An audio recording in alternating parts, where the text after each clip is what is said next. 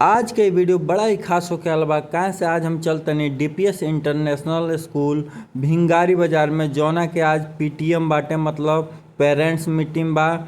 त एह दिन बच्चा लोग के गार्जियन के संग वो दिन स्कूल में आवे करेला, ताकि कोनो शिकायत होके या पढ़े लिखे में कोनो दिक्कत होके तो के वजह कंप्लेन दिया सकेला, या बच्चा के कोनो गलती होके स्कूल में तो के कंप्लेन सुन सकल जा। तो हमारे के यहाँ के 4 जना पढ़ रहा, तो 4 जना के लेके हमनी के बाइक से निकल गनी है जा। पीछे पीछे खलिया होतल है नीतीश बाबू, इहो भेंगारी चलतल है संग में।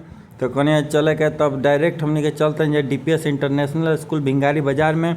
तो गेट पर पहुँचनी है जाते, ये लोग बड़ी मुस्कुरात, ये लोग पता नहीं है कि आज पीटीएम में जाते नहीं। तो अंदर का हो सकेला, तब अंदर के दिखाए का कुल होता। आप लोग वीडियो में बन रहे हैं, वीडियो को शेयर कर दी। और डीपीएस इंटरनेशनल स्कूल वाकई में बहुत अच्छा खूबसूरत बन बा।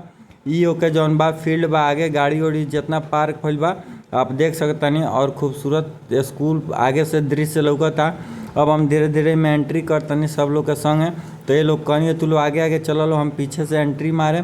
तो ये लोग पहुँचे लागल हलो, एहजा ले तो एकदम खुश रहलो। अब आगे अंदर का होखेला बा, ये लोग का रिजल्ट बा, का ये लोग व्यवहार बा अंदर के। तो गेट पर जाते लोग के मतलब तनी मनी संकोच आवे लागल हल, लेकिन हमनी के रनी है तो गइल हलो।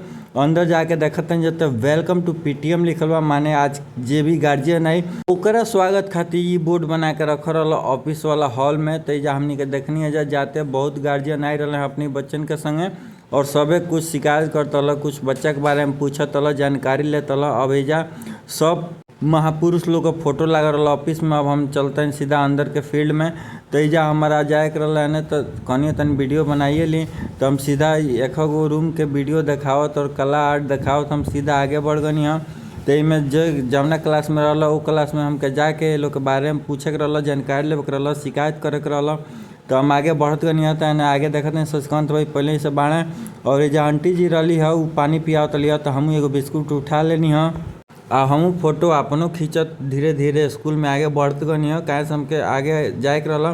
तो सबसे पहले रवि बाबू के क्लास में गनी है। तो ये जाते जा सरप्राइज करा दिला है, काहे से इनके बोर्ड पर फर्स्ट नंबर पर नाम रहा, और ये अपने क्लास में 92.14% लिया के टॉप कैले बाड़े। जैसे यूटी सेकेंड वाला जो टेस्ट भइल बा ओहि में, तो हमारा बड़ी खुशी भइल। तो इनके फोटो लेनी, ओकरे बाद जैसे इनके मैडम जी लिए काहे रिजल्ट दी तो कहते ना सबसे पहले फ़ोटो खिंचाई।